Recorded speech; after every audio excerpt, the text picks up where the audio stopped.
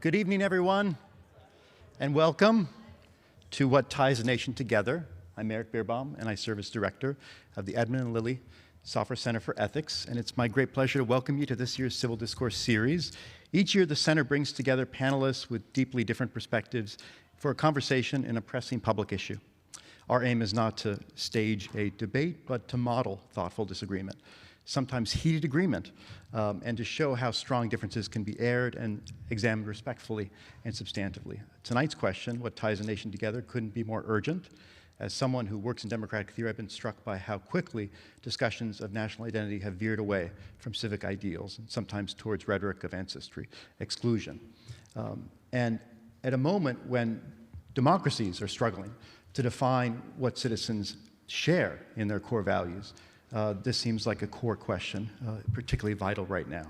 So a warm welcome to our intercollegiate Civil Disagreement Partnership Fellows joining us today from Harvard, Stanford, St. Philip's College, and Cal State Bakersfield, and to many of our 5 fellows, our Fellows in Values Engagement as well. And a quick note before we begin to please submit questions through Slido, and you can see the QR code right there. Also, of course, through microphones that will be roving around. And if you're watching on live stream, the link is available in your viewing window. And I'm now delighted to introduce our wonderful moderator. Nien-hê Hsieh is the Kim B. Clark Professor of Business Administration at Harvard Business School. His works include publications in Philosophy and Public Affairs, the Journal of Political Philosophy, Business Ethics Quarterly, where he examines how democratic values like freedom and fairness should guide our firms and economic institutions.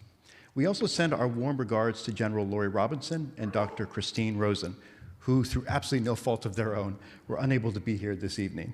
This is going to be an exciting and full panel, and I turn it over to Nien-hê right now.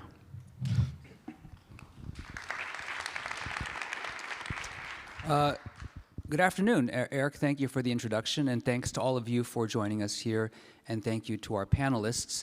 I just want to mention, I think Eric mentioned that unfortunately 2 of our panelists who were originally on the panel, due to unforeseen events, were not able to be with us today. We are very fortunate here at Harvard to be able to draw upon a wide range of expertise and experience, and so we have 2 new panelists joining us in their place. But I want to emphasize that these 2 panelists, one of them who is joining us intermittently very soon, are not meant to be stand-ins for the views or perspectives that the other panelists were going to present through their own experience, right? What we really wanted to do was to ensure a diversity and range of perspectives, right? That's the idea behind the Civil Discourse Series, and so that's why we're very fortunate to welcome 2 panelists who bring their own perspectives and views to this conversation that we'll be having here tonight. So what I'd like to do with that is then sort of open up by just introducing the panelists briefly, and then asking them each to sort of share a little bit about themselves as to what brought them here. So let me start at the end of the table. So Desireé Melonas is an assistant professor in the Department of Black Study and Political Science at the University of California, Riverside. And so she gets extra points for coming from Moore, California to join us here in cold Cambridge.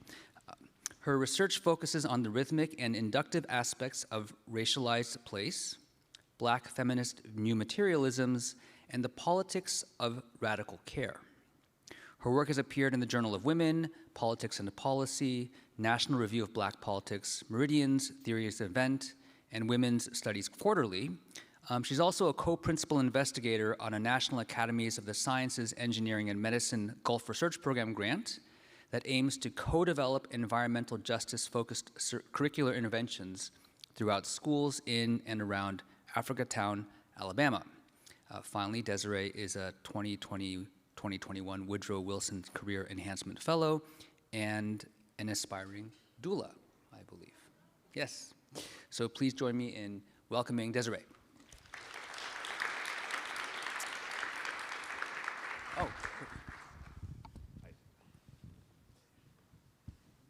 Hi. Okay, there we are. Great. Thank you. Okay. Oh, I'll back up. Good. All right. Good. So let me. Yes. Thanks for joining us. Great. Okay. Good. Okay. So next we have Harris Mylonas. He is an associate professor of political science and international affairs at George Washington University, a lifetime member of the Council on Foreign Relations, and editor-in-chief of Nationalities Papers. His work contributes to our understanding of states' management of diversity that may originate from national minorities, immigrants, diasporas, or refugees.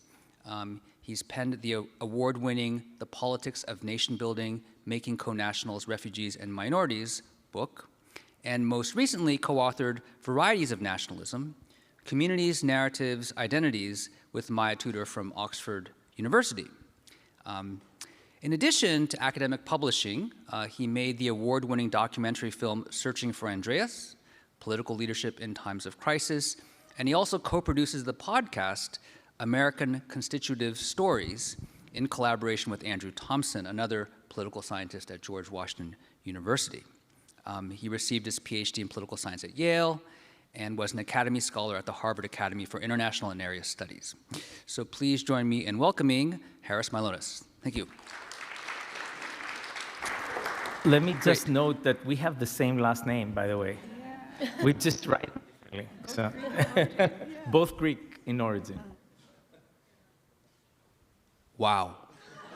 And it was not done on purpose. I'm just telling you. Yeah. No, okay, that's like, you know, that's a wonderful way to start a conversation on things that we have in common in identity and ties that bind. So we'll come back to that, maybe understand the origin stories here. Okay, great. So with that, we have Silvia Foster-Frau. I believe that is not the same last name, is that correct? Okay, good. So Silvia Foster-Frau, so she is a national investigative reporter for the Washington Post who covers immigration. Foster-Frau joined the Post as a multiculturalism reporter in February of 2021.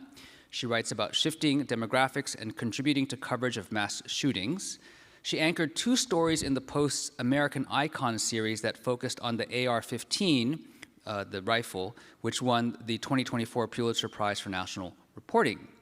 Before coming to the Post, Silvia spent more than 4 years working at the San Antonio Express News in Texas, where she covered immigration and border affairs, reporting in depth on separated families, border security, and immigration courts. She was also the paper's lead reporter on the 2017 Sutherland Springs mass shooting, closely documenting the small rural community's grief and recovery for over a year.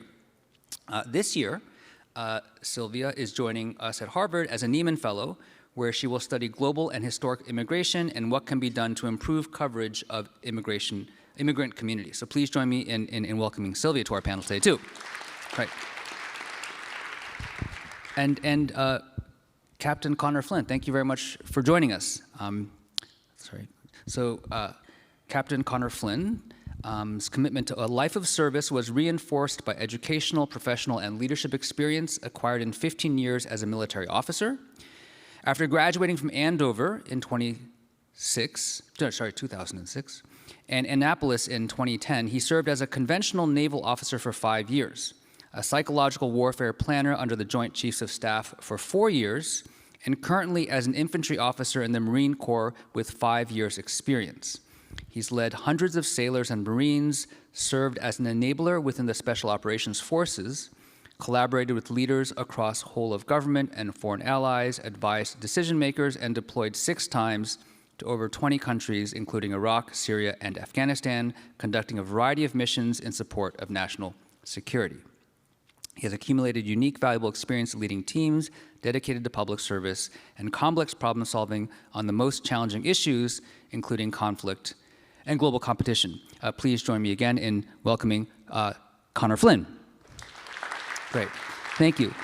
So again, thank you very much for joining us. I guess what I'd like to do is just to sort of get things started off is to put out here a proposition about what ties a nation together, and would ask each of you to share with us your reaction to that proposition as a way to try to understand what ties a nation together. So here's a proposition. So we're in a democracy, okay? And what's wrong with the idea of thinking about what ties a nation together in terms of a set of aspirational values, right? So we could think of, for example, in the French Revolution, we have the ideals of liberty, equality, fraternity, or say solidarity, right? So what would be wrong with saying, look, what ties a nation together, and what we simply need to do is to clarify that set of values and say, this is what we should aspire to as a nation, both individually and collectively, and that's what ties a nation together. So is there anything wrong with sort of what I've suggested, or where I should disagree or think, is that enough? Why not simply say, look, liberty, equality, fraternity, that's what should tie a nation together, and we go from there. So Desireé, I'd love to hear your reactions to that. Is that enough for thinking about what ties a nation together or not? And so that'll be our starting point for our discussion. I think well, thank you for that provocation, and thanks to everybody also for joining us for what I imagine will be a really interesting conversation. I think my first response to the question, especially the latter portion of it, is, well, who is participating in setting out what those aspirations are? And so I think that part of approaching the question of what ties or what ought to bind our nation together, it has to proceed from a set of conversations that are ongoing, that are born of the collective. So who is asking, who is participating, who is establishing those aspirational values, or those aspirations, whatever those happen to be. But though when I first was communicated, or when it was first communicated to me that this would be the theme of tonight's discussion, what binds our nation together, the first question that I had for myself was, okay, so what are we talking about when referring to the nation? So what do we mean when we say the nation? What are the values that we're attaching to that designation? And around whom are we binding, right? And for whom are we binding? So I think the aspirational question has to deal, of course, with the question of for whom are we wanting to bind this nation? And I think that would then inform what those values might be, right? So, yes. Good. So it sounds like basically for you then, the prior question is actually, well, who are we talking about? So who are we talking about? Like who populates our imaginary Right. when we're talking about the nation? Who comes to mind? Right. Because if we have an idea of the nation that's really attenuated, that is sort of devoid or emptied of certain groups of people in the aspirational sense, then that is going to inform around what we think we should be binding, and the strategies, the tactics that we would go about, that we would employ to do that. Great. Right? So that's a good theme we should come back to, certainly in a conversation, but that's a helpful way sort of depart from the initial provocation of sort of thinking about this. So answering your questions with more questions. Exactly. Yeah. No, that's exactly right. That's good. Harris, how about for you? What's wrong or what works with the idea that we can sort of say, look, let's settle on a set of aspirational values and have that be what binds the nation? Well, it may not work. That's one thing that is wrong. Why might it not work? Because, in other words, it may not be enough to have that, right? And it wasn't actually, even in the example you gave us. That's why it took them a while to get to the Third Republic, where we can actually talk about a French nation, in my view, as something that is rooted territorially, so to speak, within the boundaries of the French state. Before that, a lot of these aspirations you talked about, those values were not actually meant to be just for the territory of the French state.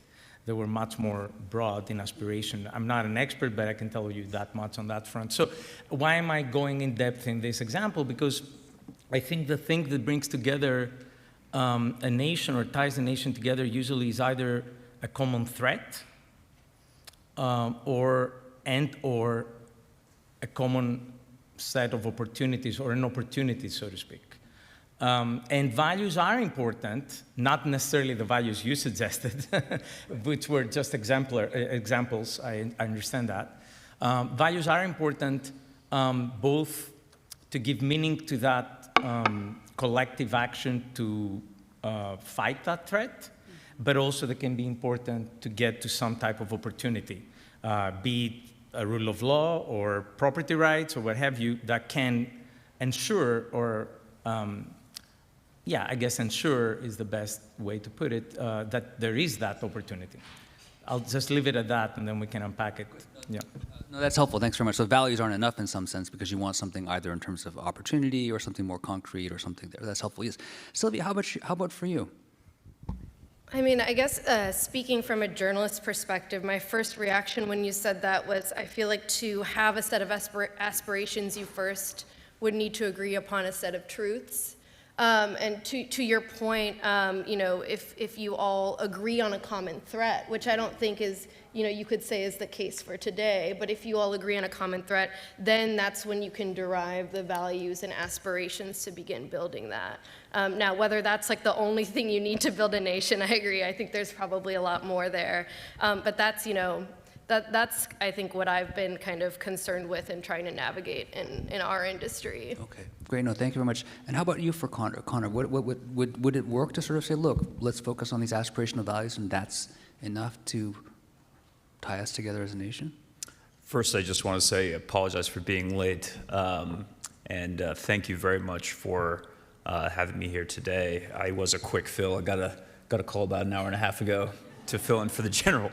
So that's what you learn how to do. When you're on a SEAL team, live that's up what you to live up to what the general's comments and remarks would be. But if I were to try to tackle this, so what ties a nation together? I think first it starts with people of common backgrounds first coming together, whether they are of common values or common beliefs, a community.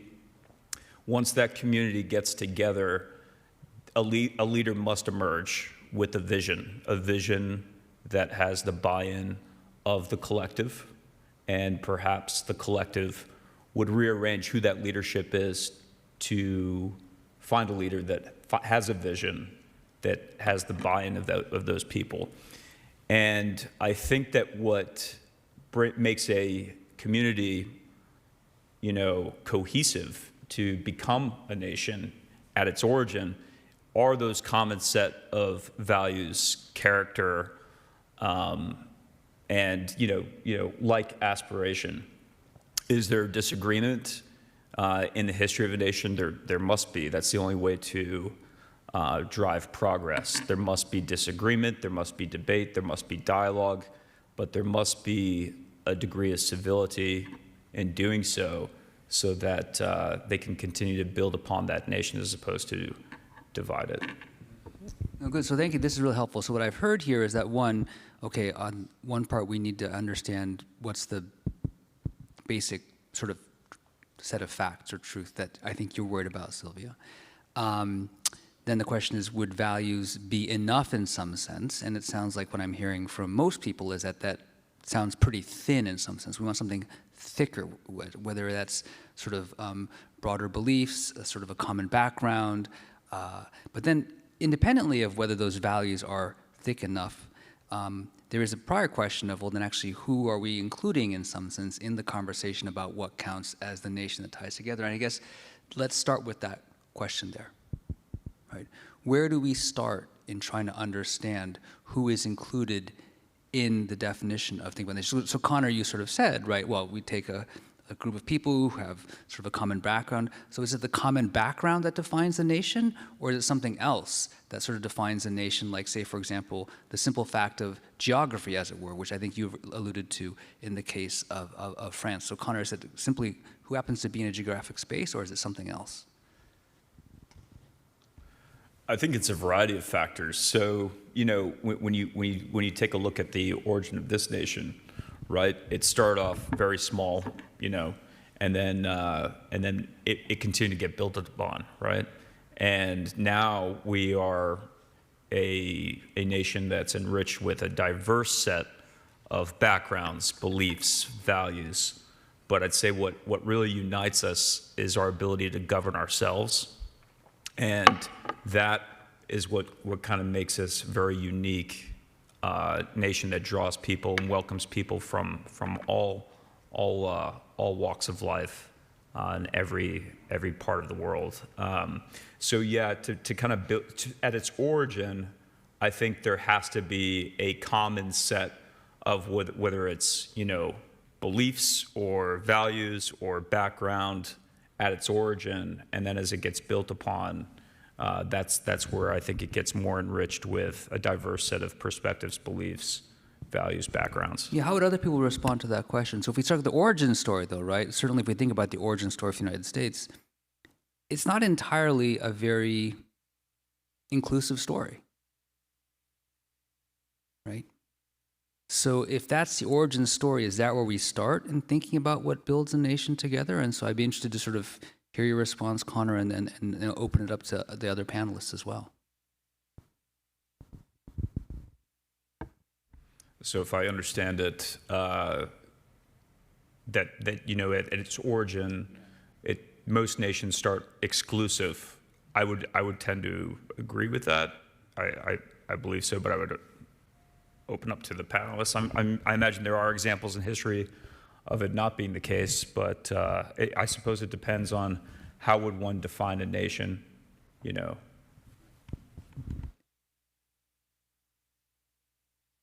Please, anybody should jump in, yeah. Yeah. I mean, there is a distinction between normative and like how people aspire things to be at the origin and how actually they are in actuality.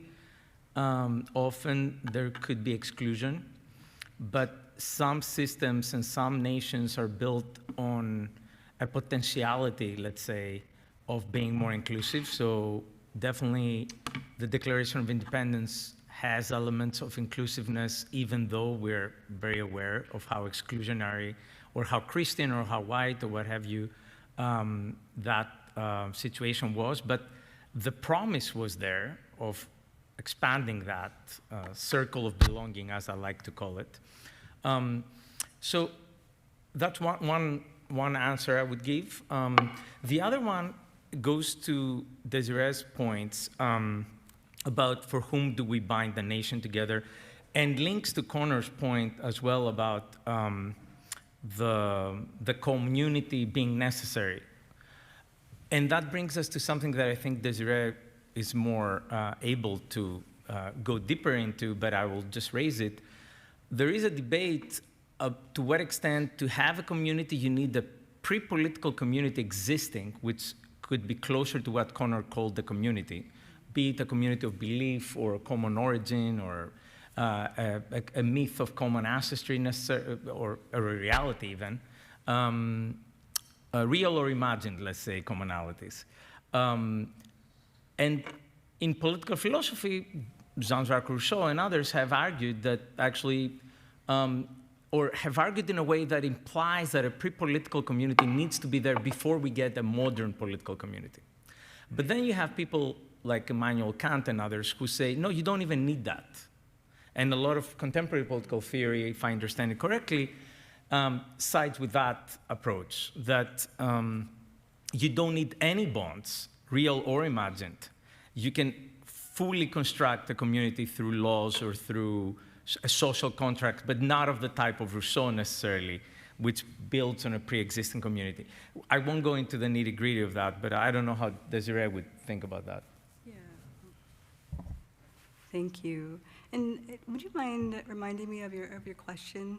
Oh. Yeah, sorry about that. Good. So the question was, so I think basically the question was rephrased in some sense by Harris, right? So originally when I posed the question, why not simply focus on sort of these abstract liberal values? That is in some sense kind of an invocation of this idea that we don't need a pre-political community, right? We can sort of focus on these values that we could, in some sense, argue that could be enough. And then what I'm hearing, though, from Connor was that, and then as you articulate as well, Harold, it's like, well, maybe there needs to be, that's not enough, right? We need some sort of pre-political community, right? So whether it's a sort of a common set of backgrounds, whether it's sort of a founding story or something else, that then actually is what binds people together before being able to focus on these abstract values, and certainly abstract values aren't enough, right? But then the challenge becomes, I think, well, but, and this alluded to your earlier point, but the pre-political community, right, if we look to the founding of a nation or other things like that, isn't always very inclusive, right? And so then what do we do with that challenge of saying, on the one hand, we believe that we need some sort of pre-political community. At the same time, what counts as a pre-political community is not inclusive. Yeah. How do we deal with that challenge then? And I think that really brings us to the crux of our discussion tonight. So I think that was sort of the question, and sort of here yeah. to go back to your earlier point about then who's in that community. No, I thank you so much for that genealogy. I am of the mind that there is value in having some sort of pre-political community, something that binds people, that commits them, that offers the grounds on or through which they might reflect on their responsibility, both in the moment and in the future. So I do think that there is some value to that. Now, I hear what you're saying in response to Connor's remark, that there are sometimes the pre-political community that then evolve into a political community, a nation, that it can be built in these really circumscribed terms. But I think that what has to be baked in to our pre-political values, which has to sort of be latticed throughout, is a belief in the open-endedness of our collectivity, if we are calling it a nation, that there has to be an opportunity for us to return to who it is we believe we are, and especially as the constellation of of society is changing, as it shapes, as it shifts, and there are new voices being added to it. We have to be able to return to those questions that have binded us in the beginning, and ask if these are still relevant. How might they be renovated by the inclusion of these voices? Who ought we, who might we become? Who should we become if we take into account the reality that we have new people here? And so, and I think that was the issue with the founding, is that there was at least initially the understanding that what how it ought to always be. Even though if, on paper, there is the presumption of the potentiality for change, at least initially, that potentiality for change did not include those folks who are positioned on the outside of politics as being inclusive in the kinds of conversations that might direct what those changes were.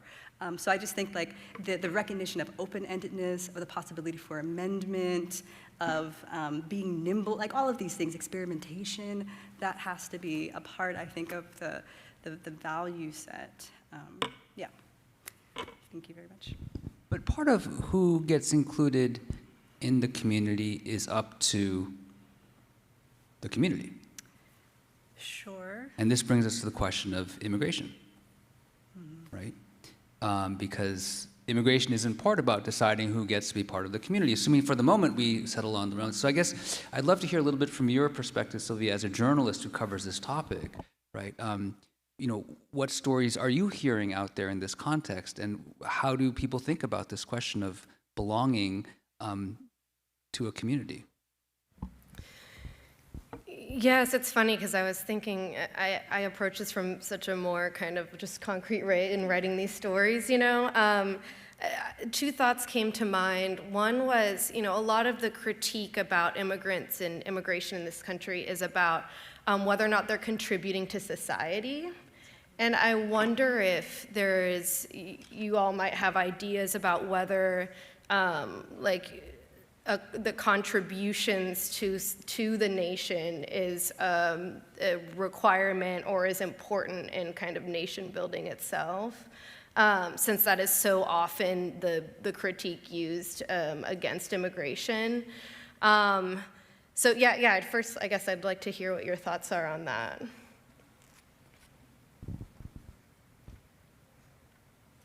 So the question is, you're asking, Desireé, the question of then what's the criteria for inclusion within the community? Is that the idea? Yeah, and whether or not contributing to the community is a qualifier. Yeah, I I think it can be a qualifier, but I also think that we need to be honest. Like if we say we're really interested in folks contributing, then we need to be honest with ourselves, like that they are actually contributing. Like in the case of a lot of folks who have immigrated here, they're contributing through taxes, through labor, through adding to the life of our of American culture. I mean, there are a lot of contributions. I'm thinking about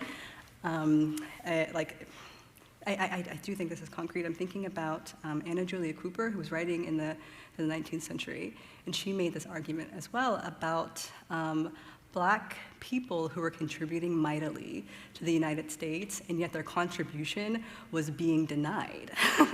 And she's like, so I will meet you, for those of you who are capitalists, I will meet you on your own terms in this argument if you say a prerequisite to participating in the life of this country is to contribute in these real material ways. Just like, how can we deny that Black people have for so long added their labor to making this country as it is? And so we're talking about like value in terms of contribution. She's like, but the problem is that we don't value their contributions because we don't value these people. And so we're just like completely papering over the reality that they're contributing. And so I think that's an important thing, but we have to value the people first, because if we don't value the people first, then the conversations about whether or not they're contributing, they just really can't come fully into view. Right. You want to jump in on this, Harris? Yeah. It's actually, I think it's complementary, although I'm going to shift to the contemporary context more. Although I think it's complementary to what Desireé said in response to your question. I will link, I think we're having this debate because of where the country is today. I don't think we're having it for intellectual curiosity purposes. And the country is quite polarized in its understanding of what it means to be an American. If polarized is even the way to describe it, I would say fragmented, because I don't think there are two sides. There are so many different ways people see what is the value and what is right, what's wrong. I mean, that's why we're doing that podcast that we were talking about. But I'll bracket that and say, I think the reason that the contribution may not be enough today is because so many people in this country feel that the opportunity aspect of this nation is failing them. So the American dream that was promised to them either when they migrated or their parents migrated or the great-grandparents migrated is not going the way they were thinking it would go.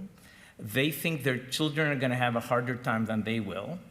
And we know from social psychology that people, when they feel like that, especially the least well-off, are going to go and find solace or find refuge in things like religion or things like their national identity, and they will usually blame others or try to regain their status by doing this psychological dissociation from the other, whatever that other is.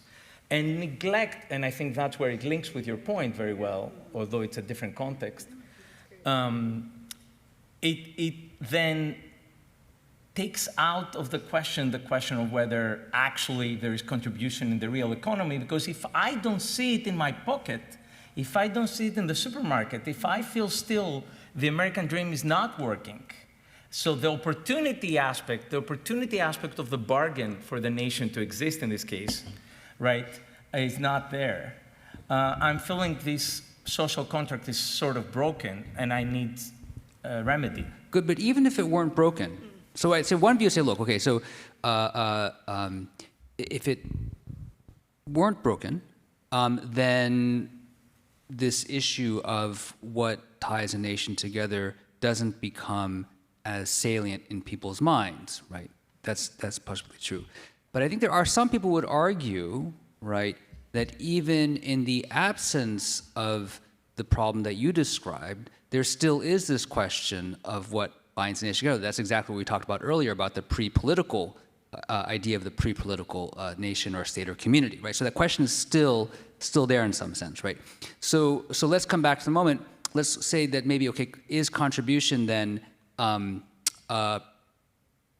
prerequisite of becoming a member of a community. I think that's still no. You would say no. You don't think so, I Harris? don't think it's. I was answering another question. Okay, But to your question, I don't think contribution is a prerequisite for belonging a priori, right? But it may be a prerequisite if you're an outsider and want to become an insider. Those are very different contexts. No, that's exactly what we're talking about. Right. Because I think that was exactly what Silvia's point is, that sort of one way that people talk about sort of belonging, then joining the community is by sort of being able to contribute. And that brings me to you, Connor, because Connor, you help oversee, if I understand you, the naturalization program, right, in the military. And so maybe you can explain to people what the naturalization program is, and then we can sort of hear people's thoughts about that, because that in some ways I think really brings us to this question of, is this the right way to think about contribution and citizenship? Yeah, thanks for bringing that up. I didn't even know I included that in the bio, but that is something that you're really good. That was really quick. Thank you. You know, the internet never lies. That's funny. Well, a couple points. So I will kind of, invoke like some of my experience as an officer within the military, right? And so I was a naval officer 2010 to 2019, and then 2019 to present, I've been a Marine. And in our service, and I had to do a quick search just to fact check myself, but about 5% of our military rank and file were immigrants. At some point, they were immigrants. As a matter of fact, the patriarch of my family, Stephen Flynn, he immigrated over here from Ireland during the famine in the 1840s, had a really hard time from 1848 till about 1858, getting a steady job. He was bouncing around, odd jobs here and there. It wasn't until he enlisted in the United States Marine Corps in 1858, as did a great number of immigrants, that he found a culture and organization belonging. He was a Marine for about 10 years. He didn't promote beyond the rank of private, and I don't quite know why. It could have been self-imposed, honestly. But he did serve in the Civil War and fought in the Battle of Fort Fisher, 1865, which was huge to isolating Richmond and then defeating the Confederacy for in a Union victory. But I shared that personal story because he didn't achieve his U.S. citizenship until the 1870s. And this was not a story, this was a story, unfortunately, that got kind of lost in my family. I didn't even know about him until I took it upon myself to go to Mass State Archives, doing a plug to Mass State Archives when I was in high school and college, and figuratively digging up ancestors there just to find out who was who, and then trace it down to common cousins, and someone had all the stories and everything. And I share that personal story because when I became an officer, a collateral duty of mine in the Navy was to serve as a legal officer. So in addition to being like a legal notary and assisting the command with like preparation of non-judicial punishment, but also folks that needed help with breaking leases, etc. There was a young gentleman. Well, he was older than me. I was young. He was 20. I was 22. He was probably about 31. His name was Konda Nang, and he was an immigrant from Kenya. And I too, I'm actually a first-generation immigrant on my mom's side. My mother was an immigrant, first-generation American myself.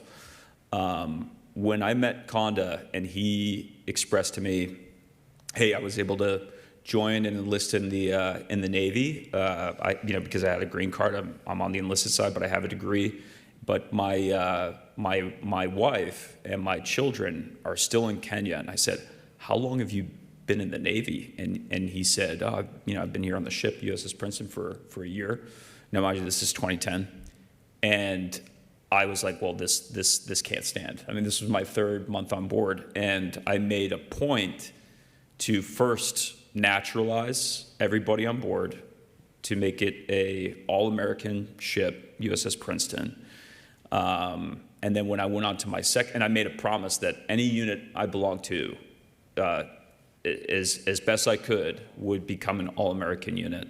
So after naturalizing Conda, I took it a little further, and we prepared the I-130 alien petition, as I understand it, for his spouse. So, or maybe it was a K3 visa. K3 visa is a spouse visa. K4 is for the children. Brought them over. Did I-130 alien petitions. I-45 adjustment of status. They got their green cards, and we reunited American family, military family. And I made a point to do that at every unit I belonged to. So that was Princeton. That was my first case. And I'm proud to say I've done 150 naturalizations in my time. And 1st Battalion, 8th Marines, they were the first all-American infantry battalion, I believe, in modern history. So that was a pretty cool thing. But I share all of that, too, to go back. Now let's talk about the original point. Mm-hmm. Of the 150 naturalizations, these men and women came from all 6 habitable continents, over 70 countries. 70. Think about that, out of the 150. It's unbelievable. Like I had to, I made an Excel tracker because I just found it so interesting to see how rich our military was in diverse background, religion, perspective. People that came from war-torn countries, any number of backgrounds that you can think of. And going back to the question, what unites an organization or a nation, especially one that's so diverse? I think it is this drive, this ambition to be a part of that vision of a free society, one that ideally places the needs of others ahead of themselves, and this deep desire to be a part of something bigger than yourself. I don't think that these folks stepped up to serve our country for benefits. I think that that's a very empty way to look at service. I think that people literally came forward because they want to make a difference and they want to be a part of something. And these folks are all heroes. I stood shoulder to shoulder on some combat deployments as well with immigrants, and we made a point to make sure that they got naturalized when they got back, and they did. Because if you think about it, it is a vulnerable population, and especially folks who only possess a green card, especially those who are serving, we need to do our very best to naturalize them as soon as possible, because they don't even have the right to vote. They don't have the right for prioritized processing, for their loved ones, to immigrate as well. They can't carry a U.S. passport. They can't apply for a security clearance, secret, top secret. They're limited in jobs they can enter without that U.S. citizenship, not to mention becoming a leader, an officer. To become a commissioned officer, you need a clearance. In order to get a clearance, you must have your U.S. citizenship. So it is a program I'm very proud of. It's probably one of the proudest things I've been a part of in my career. And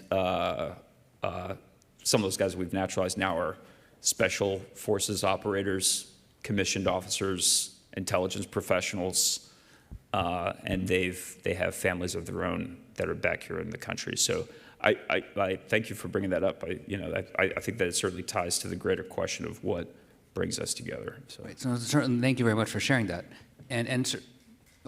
Yes, thank you. But what you've described, it goes back to the earlier point. These people are in some sense making perhaps the ultimate contribution or sacrifice, right? Which is putting their lives on the line in service of the nation as a way then to then be invited, not to be invited, but then as a result of, they're sort of included in that sense. And then to our earlier question of, is contribution a prerequisite, right? So this is sort of the ultimate kind of contribution people are making. And I guess one question is, would anybody object to the program that you've just described as a way to naturalize people and bring them into the country?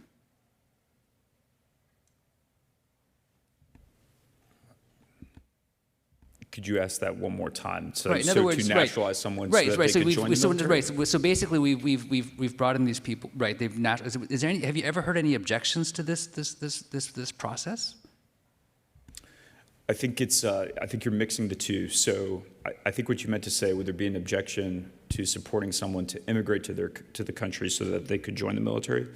So it's actually funny. So I don't know if I properly introduced myself. So I am the officer selection officer for Boston. So I am local. I work in the Seaport area, and I'm responsible for, recruiting the next generation of officers from all of the colleges, universities in here. So I've actually been at the Smith Center for like a career fair. That's the only other time I've really been in here. But going into something I see during my time as a recruiter, if I'm setting up a career fair or I'm at a table display, you'd be surprised how many international students that come up and they're seeking an opportunity to join. And unfortunately, at the moment, we can, well, for as long as I know as well, the requirement to enlist is you must be a lawful permanent resident of the United States with a green card. That's required. And then you can enlist.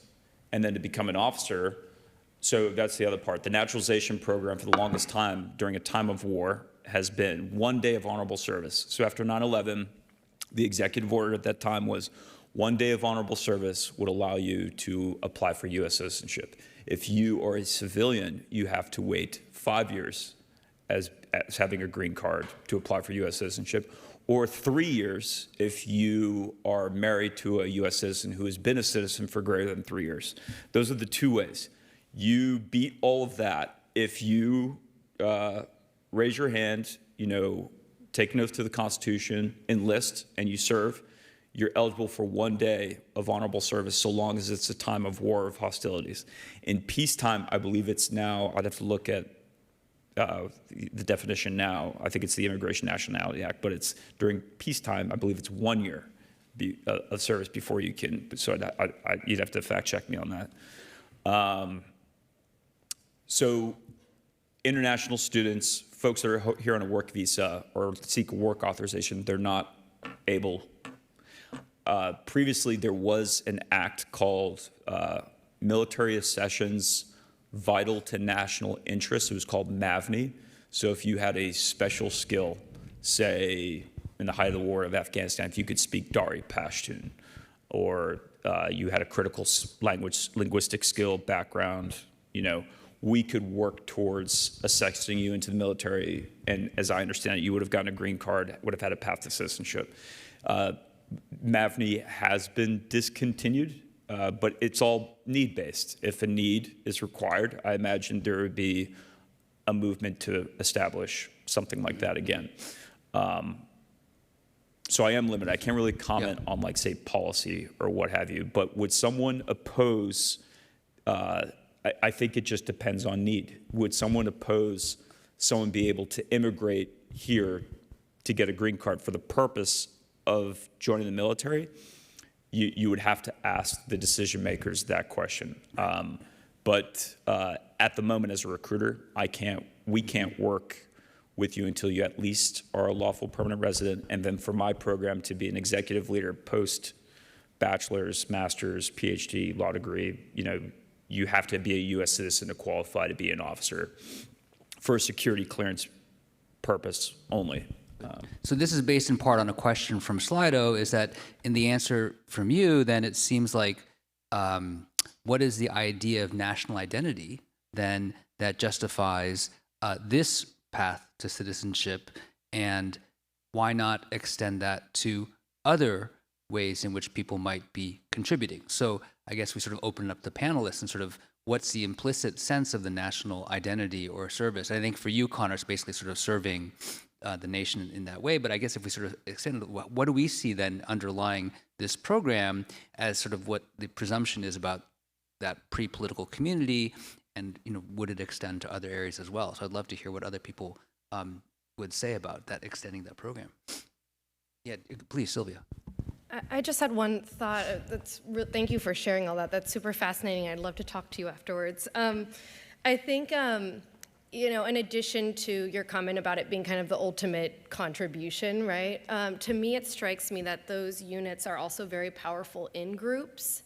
And I wonder in this, like, I would love to be a reporter for a newspaper that was just for that unit, you know, because I feel like everybody would kind of probably have an agreed upon set of facts and, you know, be working in a very similar way.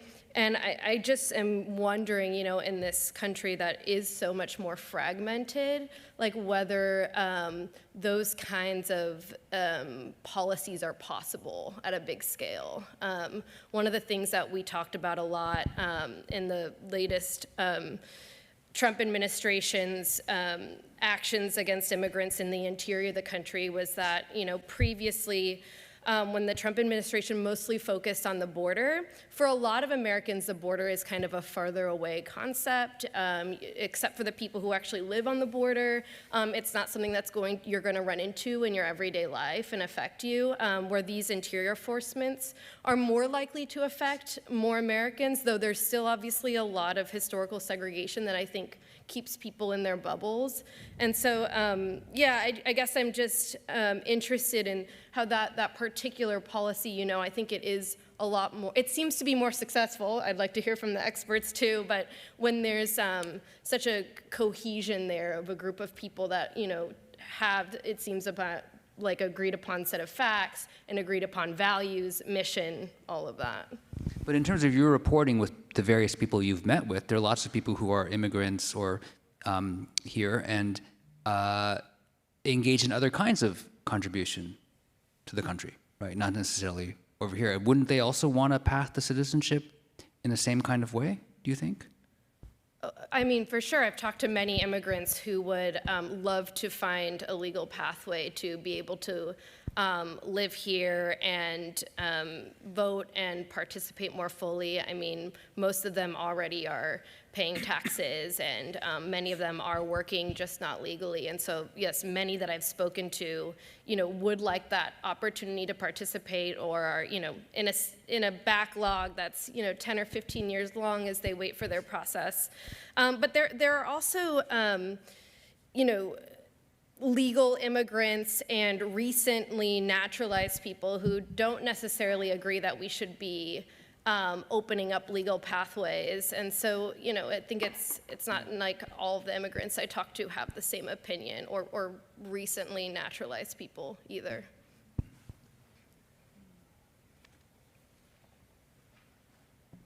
I'm just curious if you're able to disclose what some of those reasons are that they give for not necessarily wanting to open up additional pathways.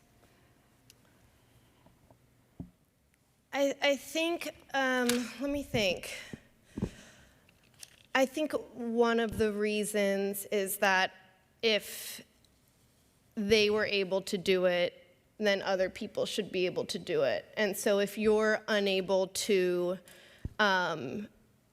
make that happen, then there must be a reason. So in that sense, I think it's a faith, because the system worked for them, that it should be working for other people. Desireé, did you want to respond to that? Yeah. Harris, yeah. We do have, it's actually a response to both, meaning what we have found is there is this psychological, again, mechanism of closing the door behind you kind of thing, that you made it, and somehow when an immigrant makes it, so to speak, and becomes naturalized or what have you, then there is a disassociation sometimes that happens with others, that sometimes has to do with status, sometimes has to do with actual competition. We shouldn't forget that a lot of people who are working class, be it former immigrants or indigenous, let's say, it's not unheard of, and in Europe it's very common. Left-wing parties, for example, that often represent workers and unions, often have policies that are very anti-immigrant, because the immigrants are bringing down salaries for the working class. I mean, we shouldn't forget that there is politics of that sort out there. So that's a very political economy type of way, where many otherwise progressive people, left-wing politicians, may actually be anti-immigrant sometimes. And in Europe, you see that a lot more actually than the US, as far as I know. So that's one angle. One angle, again, has to do with opportunity, if you ask me, or threat to some opportunities. Other aspects are more psychological. Like I get more status utils, let's say, to bring in utilitarianism a little bit. I don't personally, but somebody may feel more, higher status if they have a more clear line with people who don't have that status. So there are those elements we shouldn't, in politics, those things matter, and people vote sometimes along those lines. They vote for the party or the politician who's going to give them that self-worth, that another party may not give them that. So we need to be aware of that. Okay. Did you want to come back on that, Desireé? Yeah, just very quickly. So I'm wondering if this kind of the psychology behind the closing the door that you're talking about, and I think that you were sort of referencing, if it has something to do with adopting a particular kind of identity, like accepting the sort of individualism that we associate with being an American. And so it's like, okay, so this is about me, I did it, and that's enough. Instead of like thinking seriously about how, or at least like, maintaining an open attitude about the possibility for different pathways of citizenship to open, and laboring collectively to do that. But instead, it's an adoption of this individualism that we associate, an internalization that we associate with being an American. I think you're right. But isn't that part of the American identity and sort of what binds a nation together? Assimilated too well. Yeah. I think yes, and problematically so. And why is it problematic? A kind of rugged individualism where we do things, I mean, of course, like having agency, making decisions, being able to exist in a context where you're able to decide, say yes or no about how you, at least, ideally want to set the terms of your life. I mean, that's important, but also I think that severs us, or it sort of distances us from other people. Like if we're only thinking about ourselves, we're not thinking about how we might create community where everybody can flourish. Yes, Harris. I think I agree actually with the diagnosis of Desireé, but I think that brings us back to your original question, and maybe I took it to counter-provoke you. I took it in a direction that you didn't maybe want to take it, but I think now that brings us to your values point, and we need to recognize that every nation has a different set of values, different types of founding narratives. They all evolve, right?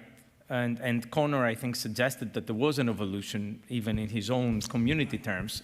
The community has evolved. In fact, he has been an agent to change the community himself, if you think about the 150 cases, right? But nevertheless, there is a common set of values that, we just discussed, that make the US different than other nations and other national narratives. Now, those can change, but it's very hard to change. But contestation is also part of this process. And Desireé, I think, I'm just meta-commenting here. I think Desireé is commenting on some aspects of the constitutive story of what it means to be an American that she may want to contest or be a gadfly and kind of, in a Socratic way, say, well, is this helping us at this juncture? Sure. Is this helping the community to stay together? Is this part of the fragmentation or not? I'm just raising the questions, I don't have answers. In different contexts, in Germany, they have a different debate. In France, they have a different debate. They're all debates about what are the boundaries of belonging. It goes back to what you said, whom do we bind the nation together? For whom do we? And those boundaries of belonging wax and wane based on these contestations. And we're living through a period of intense contestation in this country.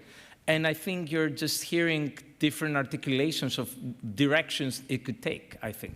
That's right. So look, on the question of this divisiveness issue, right, I mean, some people have argued, including Joe Rogan, that the country is sliding towards a bona fide civil war. And I guess I'd sort of be interested to hear, I mean, do people agree with that perspective or not? And if not, why not?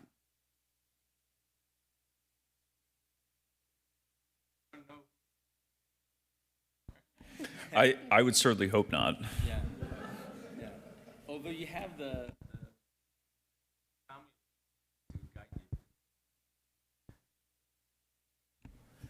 I I think mean, this is an extreme version of the divisiveness that you're talking to that people have surfaced. So I just want to sort of say, look, this is the sort of the most extreme version of that. And the question then is, so why shouldn't we do that? And then what would actually bring people together, I guess? I have to answer questions very carefully. I am in uniform right now. Yeah. So what I will say is this. I think that just yesterday, I had an opportunity to speak at my middle school for Veterans Day. It was actually pretty cool because the last time I was on that stage was actually the first speaking role I ever had. I was 13, 14 years old playing Mr. Brown in Oliver Twist. And, it was also during that time that I reminisced on Veterans Day that it was the day after my 14th birthday. I was an 8th grader in that school when I was at Mr. Porter's health class. We had a student came in, rushed in, and said, "Hey, strange thing just happened. A couple of planes just flew into the Twin Towers in New York City." It was September 11, 2001. I was in 8th grade. And, if I may just kind of go into the story a little bit, just reflecting on all of that and how that changed, the direction of so many of our lives, like how that would go over the next 20 years, 25 years. I remember specifically, and I imagine any of you who remember where you were on September 11th and the weeks thereafter. Here's some imagery. I remember the movie theaters were not littered with signs. They said phrases like, "God bless America," "Support our troops," "United we stand," "United we stand." American flags were hoisted out the backs of trucks, driving all over town. People were helping one another. There wasn't any sort of partisanship. That's not how I grew up, especially because I really do believe it was those days where I really started to, those were my most formative years. Kids that I looked up to enlisting in the Marine Corps, captain of the wrestling team. And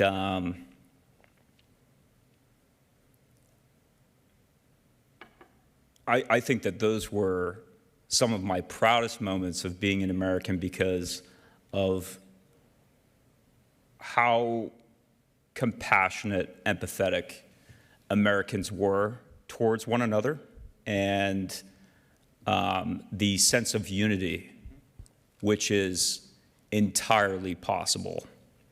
So what I would say from general terms, it's on all of us to turn the temperature down, to commit ourselves to having an open mind and encouraging dialogue. Inside voices, not screaming at one another. And when asking a question or when engaging someone in dialogue, not doing so from an attacking perspective to try to get one up on someone, but rather try to find a Socratic way to get to truth, to ask questions to get to truth, because often the truth is somewhere in the middle. And I'm a glass half full kind of guy. I think that this is still the greatest country in the world, and I have full faith and confidence that of what we're capable of, which is being united in one. So. No, thank you for sharing that. But I think as a question just came in, they said, well, look, 9/11 goes back to the question of a common threat. And doesn't that common threat basically paper over the kind of divisiveness that we're talking about at the time? And also, remember that I think at the time, and unfortunately also, that this wasn't the intention necessarily in what you described, that it did give rise to a lot of anti-Arab, sort of Islamophobia also was on the rise as a result of what also happened there in that sense too. So I guess how do we then, so I guess avoid that and then sort of find the ways that you're talking to, and then sort of going back to the previous points, are people worried about the divisiveness and how do we overcome it? So I think your point is we should sort of try to find that common dialogue. But Harris, did you want to say something, or I saw you leaning towards your microphone, but please jump in. No, and I think, because you brought up the threat, the common threat as opportunity. an opportunity as something that could bind us.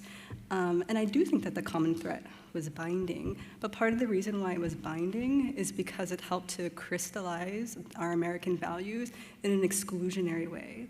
We say that these people represent a threat, and part of the reason why they are threatening is not only because of what they've done, but also because of the way that they stand in antagonistic relation to American values, right? And then we develop all these kinds of like heuristics for noticing where the threat is. The threat speaks in this way. The threat looks like this. And so on one hand, it was, I think that moment did cause us to rally around the flag. That was a rallying around the flag moment. But in the other sense, there are people in America who experience an entirely different America from that moment and then to come. So yes, the threat can do that. In both maybe good ways, but also in ways that should give us a lot of pause and ask us, are we sort of like generating this threat? Are we identifying real or imagined, as you said, in a way that helps to bind us together in a way that's sort of more inclusive? And I think earlier, Connor, you said that like helps us to imagine ourselves as doing something greater, involving our, being a part of something greater? Or are we just like more tightly circumscribing the boundaries around what we consider the nation and who can actually participate in the world making part of nation building and being a part of the nation? Well, let me ask this question. Isn't it though necessary at some point that we do have to exclude in order to actually have a nation? Sure. So what do you do about that then? I mean, right, we need to do that, right? No, what? I'll jump in to help Desireé avoid answering the question. Yeah, absolutely. If we're talking about a nation, it's constitutive of a nation to exclude at least some people. Otherwise, there cannot be a definition of the we, right? Yeah. Otherwise, you're a cosmopolitan. And there are some people who are cosmopolitan, and they claim the difference is that cosmopolitans say we should extend solidarity to everyone in the world. Nationalists, or people who are nationals of certain nations, because nationalism may sound too strong for some people, I don't find it that strong, don't extend solidarity to the same extent to people of other nations than they do to their nation. And that's the definition of being a member of a national community. It's almost like, I know it sounds obvious, but maybe it's good to hear it. An example was COVID-19 vaccines. We didn't give COVID-19 vaccines to the people who needed it most based on need globally. The governments of the world gave it first to their co-nationals, then they went and gave the remnants of whatever vaccines that were left to others. That's called, it was called back then vaccine nationalism. I called it pandemic nationalism. So it is the modus operandi of this planet, more often than not, to function with solidarity towards co-nationals.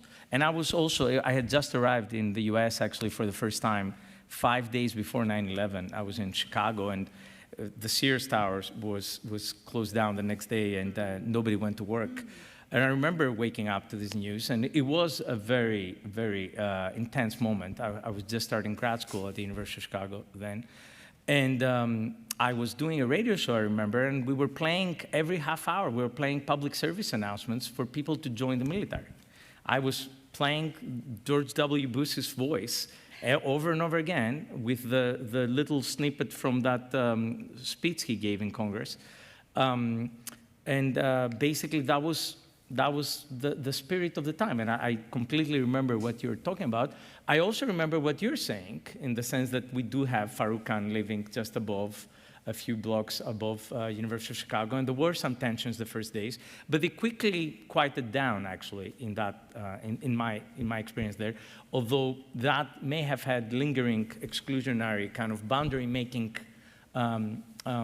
implications for what it means to be an American, which we have seen here and there. I do believe, don't get me wrong, I don't think the divisiveness that I'm talking about, I don't think is constitutive of the United States. I think the United States has shown over and over again that it's able to overcome this type of polarization and divisiveness. It's not the first time that this is happening, but that doesn't mean we shouldn't discuss it when it is very polarized and very fragmented, because usually that's how we overcome it, by discussing and, you know, with moderation, with dialectic, with doubt. Actually, that's something I wanted to bring up. Plato used to say you cannot have a dialogue without doubt. If you're all certain about what you believe, then why have a dialogue? There's no point in having a dialogue if you don't have doubt. So I totally second Connor's point that you shouldn't start the dialogue with certainty, because that's certainly going to end up in a fight. So I'll leave it at that. Yes, yeah. go ahead, Silvia. Just one small point to add to Desiree's comment. A lot of immigration policies that we're seeing play out today came as a result of 9/11 too. The formation of ICE and DHS, the 287G programs where local law enforcement is trained to do immigration enforcement also came out of 9/11. So there were kind of these dual reactions, I guess you could say, to that.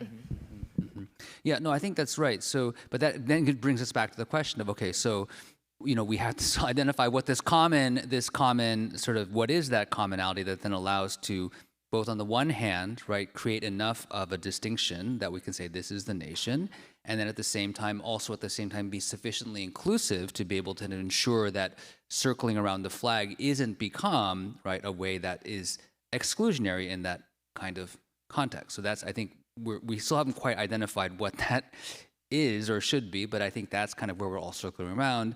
I think there's a question from the audience that might then help to provoke us further along those lines. And the question is, can a nation remain cohesive if cultural identity becomes fragmented?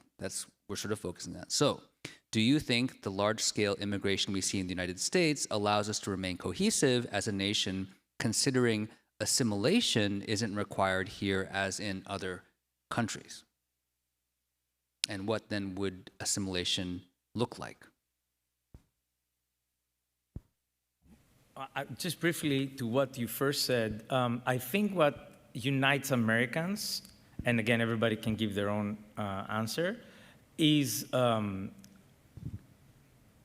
law, is the Constitution, is the values that are, you know, enshrined in those documents. I think it's mostly values and principles. Wait. We started off the conversation when I asked you whether values and principles would be adequate to do that binding activity. I'm getting there. Oh, okay, sorry. So I'm saying, but they're not, those values and principles are special to this country because of how it got its independence.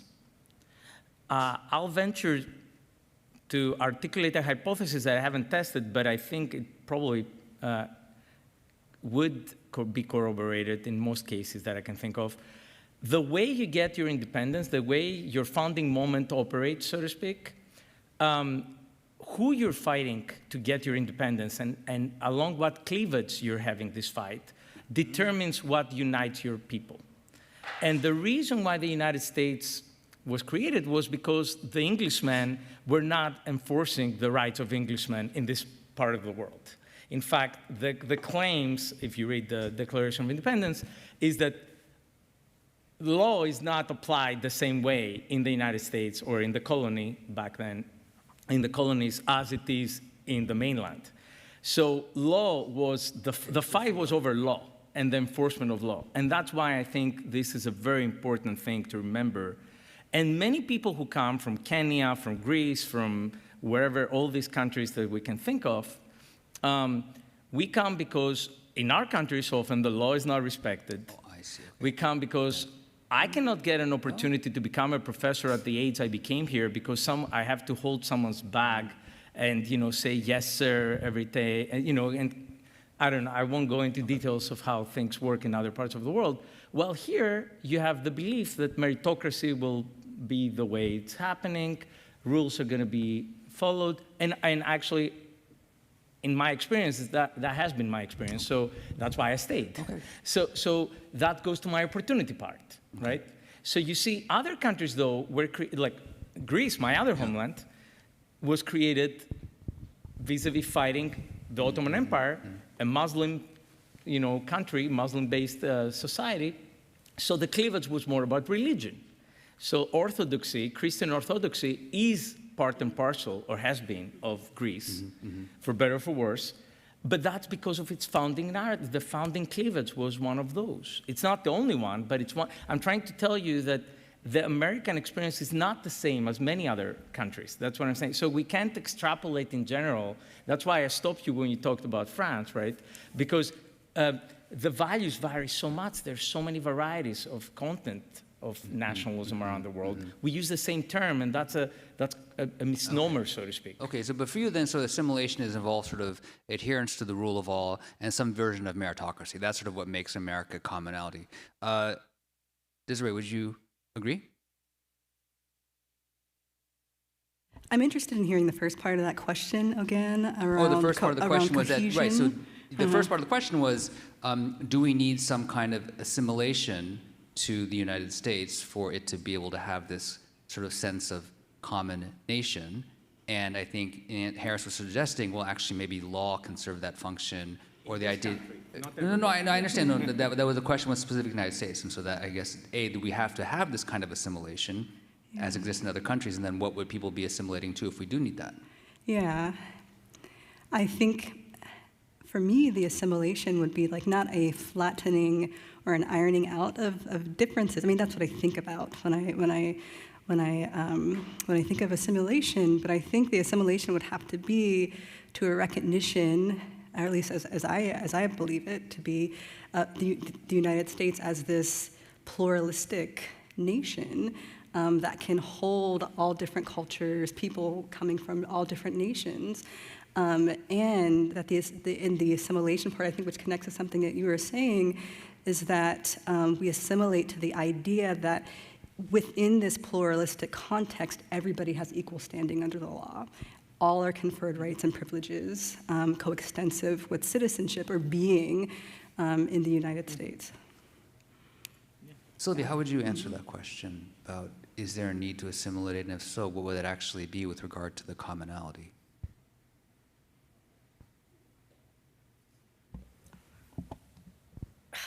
Is there a need to actually assimilate is the question, in order to have a nation that is constituted in a way that has some sort of commonality?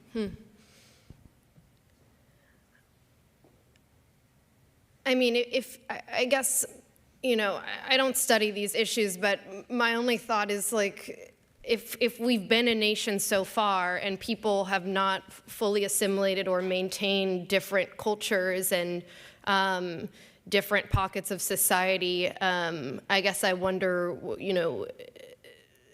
are we saying that has not been sustainable? Or are we saying that it has? I mean, I guess I'm not sure how to answer that. How about you, Connor? I think one question would be, should people coming here assimilate with society, or should society adjust to allow them to assimilate, right? I think you talked about earlier, can a country be cohesive if it's culturally fragmented, right?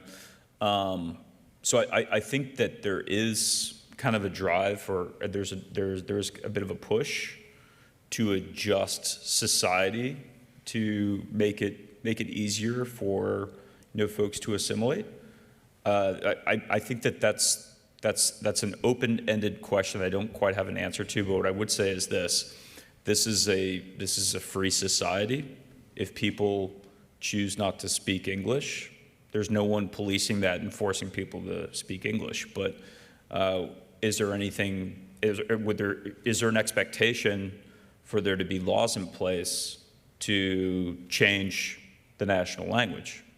should this business not only, post its, advertisements or its menus in English, but also in Mandarin or in Farsi or in Dari or in Spanish or in Irish Gaelic? Like, in a free and open society, should there be a government that dictates you will do X, Y, and Z so that these folks can feel more assimilated or that they can ease the assimilation? I don't know, that's an open-ended question. I would think that in a free society, people have the freedom to worship, speak, love whom they will.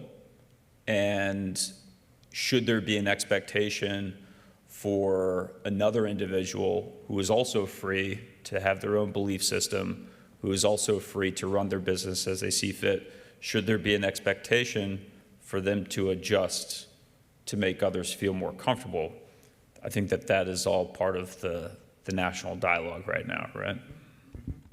Well put. Yep. I'm aware of the time. We're coming close to the end of the panel. Okay, and first I want to thank you all for sharing your views on these questions. I think we have some broad agreement around the general question of, yes, we do want some sense of what you might call a pre-political cultural common identity, right? That it is going to be almost by definition exclusionary in a certain kind of way, otherwise it couldn't serve that purpose. And I hear some agreement across of you as to sort of what actually the content of that might be, and sort of the question then is, how thick does it have to be? And then sort of the debate, how do we engage? And we also have agreed on the kinds of principles that we might have to sort of guide the conversation with regard to how thick must that be and what should the content of that be. But at the same time, right, if we look at the nation as a whole right now, that conversation is either not happening, right, according to the kinds of principles that you all have articulated, or it's not happening at all, right? And I guess so my closing question to all of you is, what advice would you give to us as a group going forward as to what we could do to help have that conversation happen in the way that we have sort of been talking about it here, and not necessarily in the way that it's happening right now? Desireé, what would you suggest to this group going forward as how to have that conversation? Because we have actually had this conversation, so what would you say to the group? There are two things. I think the first is to understand or recognize, concede that these kinds of conversations, if we are calling them civil discourses, that there are limits or constraints that ought to be imposed upon them to be productive. And so I think there are things that cannot be said. There are things that must be left unsaid. There are questions, I think, that are non-starters, that should not be up for debate. Like, for instance, the humanity of people.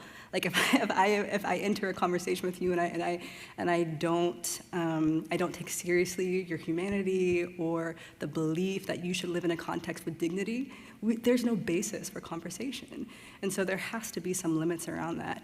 But I think moving beyond that, I mean, these conversations are good, but I also take seriously the importance of protest. I think you mentioned that. And like outside of discussion, being in the streets as an expression of dissent, of dissatisfaction, of frustration. So these conversations are good, but they're also limited.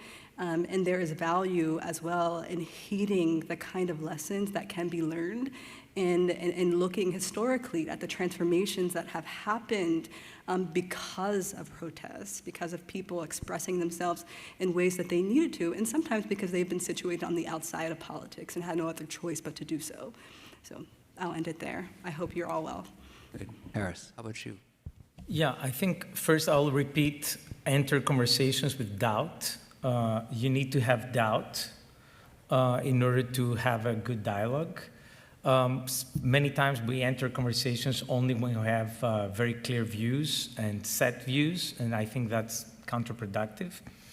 The second thing I would say, actively seek out people you know you will disagree with to have conversations with. That's really hard. Don't do it in professional settings. It may not go well. But do it in your family circles. Do it in your, bakery or whatever, whatever you go and get your coffee or your tea. I think that's really worthwhile. And I try to do it. I also have a very diverse student body that has all sorts of opinions. So I'm blessed to have diverse conversations in terms of this, but I think we should seek out those conversations and even try to cultivate the humanization of the other, both from our perspective, but also remind others about our humanity. Yeah. Sylvia, how about you? Yeah, as a reporter, I think a lot about language and the kind of language we use to engage people and make sure that our reading is accessible and digestible. And I think I've found a lot that in my reporting across the country, people actually have a lot more in common than we think. And oftentimes it's about kind of stripping back some of the buzzwords that are often associated with certain topics, stripping back the language that clearly sort of, that triggers reactions into one camp or another.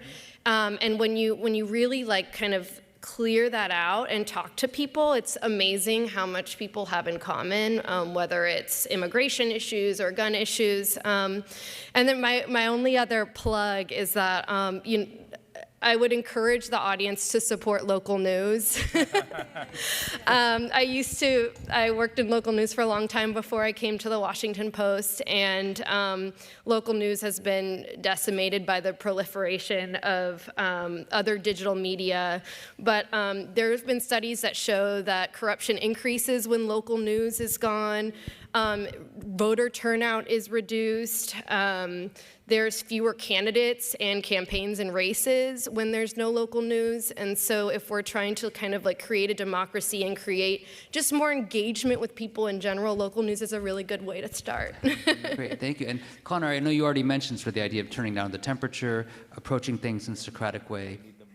Anything else you've heard in addition to what the people have said here that you would recommend or think differently, or things that we haven't mentioned as to how people might approach this question going forward? I just echo what has already been kind of said. I think as human beings, our humanity, the better angels of our nature, as Lincoln once said, right? Like, I think that there's a lot more that unites us, that we find common ground than we give ourselves credit. I mean, recently we did so at Suffolk Law School, because I do engagement with law students and attorneys, and I hire attorneys and I hire folks to serve as judge advocates for us in the Marine Corps. We covered a class on the law of armed conflict. And although I'm an infantry officer, I'm not an attorney, I understand like the principles of war, which include military necessity, distinction, humanity, proportionality, honor. Regardless of your belief system, your background, what part of the world you come from, I think that those are principles that unite all of us. The United States Marine Corps has, and the Navy for that matter, as a former sailor, the Navy and the Marine Corps' core values are simple: honor, courage, commitment. And I talked about, how my organization attracts high caliber people from all over the world that are immigrating here, and then shortly after acquiring their lawful permanent residency, they're showing up at a recruiter's office and they're joining the Marine Corps, right? Or the Navy, or any of the services. And I think that those values are, they transcend humanity. And I think that when we look at it, or we look at a problem, or we look at a problem set, or a disagreement, or a conflict from that lens, we can find there is a right way to get to yes. We can find 1,000 ways to get to no, but we can find just one way to get to yes that can make a positive impact on all those involved. And I think with that kind of a spirit, we can accomplish great things as a country and as a nation. So. Thank you, Eric. I think you want to Yeah, say a few words to wrap things up. I'm grateful for a panel that was vigorous and spirited, that didn't subject talking points at us, but really showed the candor and empathy that is part of this kind of exchange. I thought that Nien-hê offered delightfully challenging, deceptively simple questions. Now, with Thanksgiving coming, there's some political science research on what Thanksgiving conversations look like at the dinner table. So we want to offer the disclaimer. I wouldn't necessarily ask every question the way that Nien-hê asked it, but I would encourage you to embrace that if depending upon your particular context. And most importantly, we may disagree about what binds country together, but I think I can speak for the group saying we're united by our admiration for the panelists, Desireé, Harris, Silvia, and Connor. Thank you all so much. Thank you.